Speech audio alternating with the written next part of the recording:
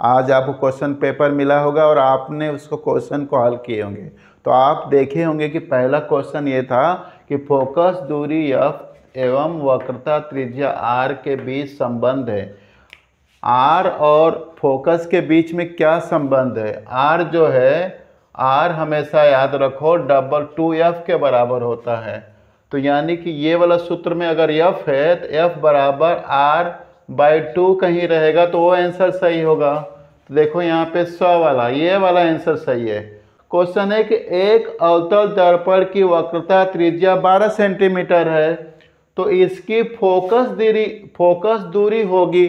तो जब आपको वक्रता त्रिज्या दिया है, इसी पे तो सूत्र है, तो वक्रता त्रिज्या दिया है 12, तो आपको फोकस दूरी निकालने के लिए उसको आधा करोगे, 6 सेंटीमीटर होगा। लेकिन 6 सेंटीमीटर वो प्लस में है कि माइनस वाला, अब यहाँ पे प्रॉब्लम है। तो उस समय आप देखो अवतल दर्पण है, अवतल दर्पण का फोकस किधर होता है? अवतल दर्पण ऐसे रहता है ना, अवतल दर्पण ऐसे रहता है, तो इसका फोकस किस साइड में होता है? इस साइड में ना फोकस होता है। चूंकि इस साइड में फोकस जब होता है तो इस साइड में माइनस वाला होना चाहिए ना। प्लस वाला जो आंसर किया है गलत है, माइनस वाला रहेगा, -6 सेंटीमीटर, ये आंसर सही है। तो ये वाला जो किया होगा ऐसा ट्रिक, उसको उत्तर लिख करके ऐसे उत्तर लिखना है, दूसरा लिख करके द लिख देना है, द में क्या है वो लिख देना है -6 सेंटीमीटर, तो उसका आंसर हो जाएगा। तो ये आंसर सही है, ये आंसर है, ठीक है। कांच का अपवर्तनांक अधिकतम किसमें होता है? अपवर्तनांक समझ रहे हैं, यानी कि जो उसको मोड़ दे। देखिए जो कांच है, मतलब कांच है, तो जैसे मान लो कि दो माध्यम है, इधर एक हवा है और दूसरा मान लो पानी है। तो पानी का जो अपवर्तनांक ज्यादा है, वो जो कोई रे आएगा, जो प्रकाश का किरण आएगा, उसको वहां पे वो मोड़ देगा। तो मोड़ेगा कौन सा? तो यह लाल रंग को ज्यादा मोड़ेगा कि बैगनी रंग? मोड़ना मतलब झुका देगा कि बैगनी रंग के लिए ये ज्यादा होगा, इसको बैगनी रंग को ज्यादा झुका देगा, कि हरे रंग को झुका देगा, कि पीले रंग को झुका देगा। तो जिसका जो मतलब रंग है उसको ज्यादा जो झुका देगा, तो उसमें कहा जाएगा कि कांच का अपवर्तनांक ज्यादा है।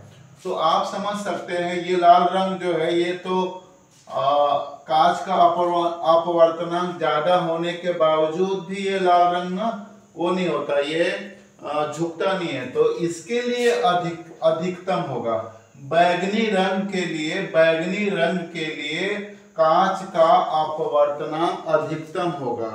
मतलब अगर हम बैगनी रंग की बात करेंगे तो उसके लिए कांच का जो अपवर्तनांक ज्यादा होगा, क्योंकि बैगनी रंग ज्यादा झुकता है। लाल रंग के लिए कम होगा अपवर्तनांक, ठीक है।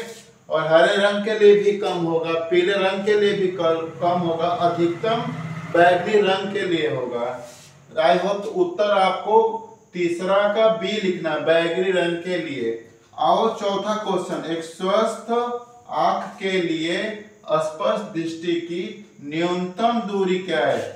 दूरी होता है अनंत, न्यूनतम दूरी मतलब निकट दूरी कौन सा होता है? 25 सेंटीमीटर।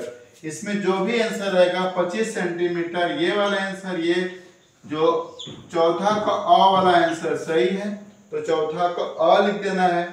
नेत्र लेंस होता है, अभिसारी होता है कि अपसारी होता है कि दोनों होता है कि इनमें से कोई नहीं?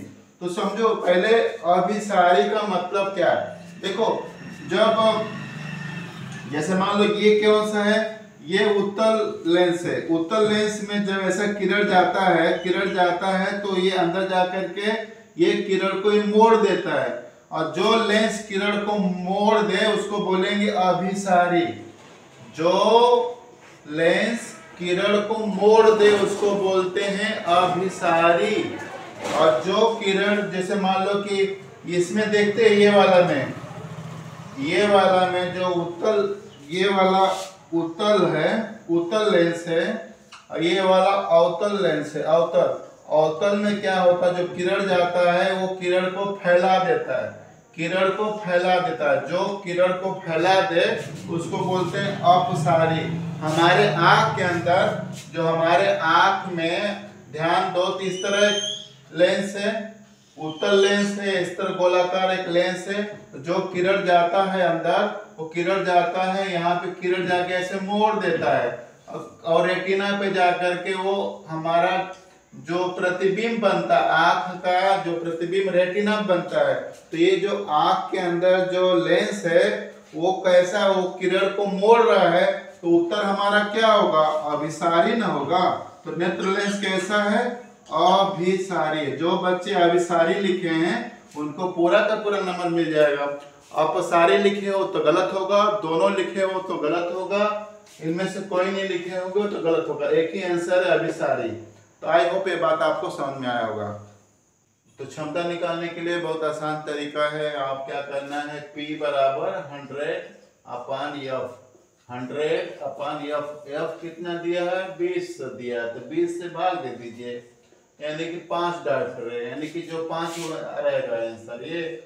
तो डी वाला जो है, ड वाला 5D आंसर मिल गया आपको। ये सूत्र याद रखिए, हमेशा याद रखिए कि आपको मीटर जो एफ होता है फोकस दूरी, उसको मीटर में करना है। तो मीटर में करके भाग दे देंगे तो हो जाएगा। तो उसको ये वाला फार्मूला पे आप यूज करिए। दूसरा जो है आप यहाँ पे देख सकते हैं कि 7वें नंबर क्वेश्चन है, मनुष्य के स्वस्थ नेत्र में प्रतिबिंब बनता है। जो हम लोग का जो नेत्र है, प्रतिबिंब हमारा कहाँ बनता है, तो उत्तर है रेटिना पे। कहाँ पे बनता है, रेटिना पे। तो अ वाला सही है। और 8वां नंबर क्वेश्चन है, श्वेत प्रकाश के वर्णक्रम में प्राप्त विभिन्न रंगों का क्रम अंग्रेजी में रंगों के नामों के प्रथम अक्षरों से बने निम्नलिखित शब्द संकेत है। तो जब सात कलर बनता है तो नीचे वाला जो है वॉयलेट होता, वॉयलेट कलर होता है, इंडिगो होता है। देखो violet, violet, violet, indigo, blue, green, yellow, orange, red, VIBGYOR. ये वाला आंसर सही है, बिब जियोर। तो ये वाला अ वाला आंसर सही है। ब गलत है, बीबी जियोर कर दिया है, BBOR कर दिया है। देखो कंफ्यूज किया आपको, आप याद रखो VIBGYO, बिब जियोर, बिब जियोर। तो ये वाला आपको याद रखना है, ये आंसर सही है। 9वां क्वेश्चन है, संगमरमर का रासायनिक सूत्र है। संगमरमर का रासायनिक सूत्र क्या है, कैल्शियम कार्बोनेट है, ये वाला कैल्शियम कार्बोनेट। क्वेश्चन नंबर 10 है, आलू की चिप्स को लंबे समय तक विकृत गंधिता से बचाने के लिए प्रयुक्त की जाने वाली एक गैस है। विकृत गंधिका से बचाने का एक ही गैस है और उस गैस का नाम है नाइट्रोजन गैस। तो ये आंसर में नाइट्रोजन है, तो ये वाला लिखेंगे। ऑक्सीजन नहीं होता है, ऑक्सीजन डालेंगे तो विकृत गंधिका और बढ़ जाएगा। कार्बन डाइऑक्साइड तो खाने लायक नहीं होगा, क्लोरीन भी नहीं होगा। तो जी नाइट्रोजन आंसर सही है। नाइट्रोजन 10th का नाइट्रोजन। 11वां है, शून्य pH वाला विलयन होता है। अगर शून्य है pH, आपको पता है कि 0 से लेकर के अगर 7 रहता है तो यानी 7 से पहले, 0 से और 7 से पहले तो अम्लीय होता है। 7 से पहले और 7 वाला उदासीन होता है, और 7 से ज़्यादा रहता है तो क्षारीय होता है। तो शून्य pH वाला विलयन क्या होगा, अम्लीय होगा ना, क्षारीय नहीं होगा, ना उदासीन होगा। इसमें से कोई नहीं, ये भी गलत है। 12वां है, अम्लीय विलयन का pH मान। अब देखिए यहाँ पे अम्लीय विलयन का pH मान बताया था अभी कि 7 से कम, 7 वाला उदासीन रहेगा, तो ये तो नहीं है। 7 से कम ये सही है, 7 से अधिक तो क्षारीय होता है, तो ये भी गलत है। शून्य आया है तो ये भी सही है। जो बच्चे अगर 7 लिख देंगे वो भी सही है, और जो शून्य लिखेंगे दोनों में से कोई एक लिख देंगे तब भी आंसर सही माना जाएगा। तो आपको बात समझ में आ गया। 13वां क्वेश्चन है, क्षारक के साथ हल्दी का रंग होता है लाल। क्षारक है, उसके साथ अगर हल्दी लग जाता है तो लाल कलर हो जाता है। ठीक है, तो आई होप ये बात आपको समझ में आ गया। 14 नंबर क्वेश्चन है, H2SO4 में अम्लीय हाइड्रोजन परमाणुओं की संख्या। H2 कितना है जी, इधर 2 लग रहा है ना, तो 2 है, 2 आंसर। 2 है, आसान है यार। जल को जीवाणु रहित बनाने के लिए उपयोगी पदार्थ है। धावन सोडा ये तो नहीं है, बेकिंग सोडा ये भी नहीं है, फिटकरी ये भी नहीं है, बिरंजक चूड़ ये आंसर है, बिरंजक चूड़। प्लास्टर ऑफ पेरिस का सही सूत्र है, प्लास्टर ऑफ पेरिस का सही सूत्र क्या है? तो ये कैल्शियम सल्फेट है, ये नहीं है।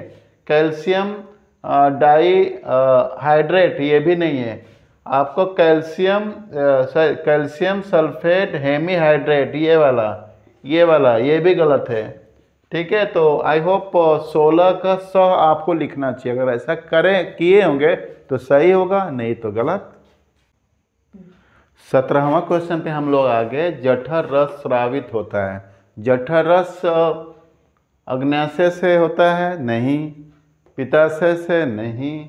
अमाशय से? हाँ जी, यहाँ से अमाशय से जठर रस स्रावित होता है। जठर रस में पेप्सिन, हाइड्रोक्लोरिक एसिड और म्यूकस ये 3 चीज़ें निकलते हैं।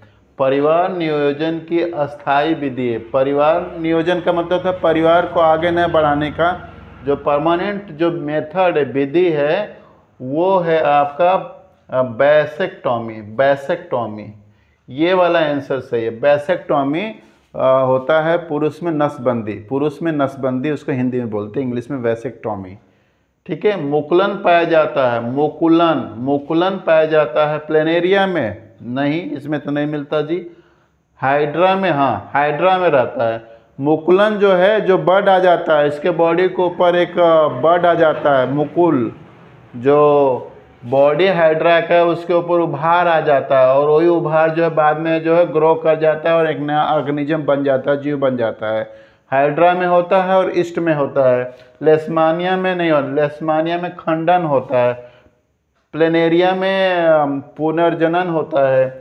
इनमें से कोई नहीं है, तो आंसर आपको मिल गया हाइड्रा में। ठीक है। मनुष्य में शुक्राणुओं में ऑटोसोम की संख्या कितनी होती है? संख्या पूछेगा तो 44, अगर जोड़ा पूछेगा तो 22 पेयर जोड़े में, तो यहाँ पे आंसर हो गया आपका 44 संख्या में। तो ये 10 और 20, ये 20 जो है बहुविकल्पी मतलब ये 20 क्वेश्चन, ये 20 बहुविकल्पी मैंने आपको करा दिया, और आप चेक कर लीजिएगा कि इसमें आपका कितना सही है और कितना गलत।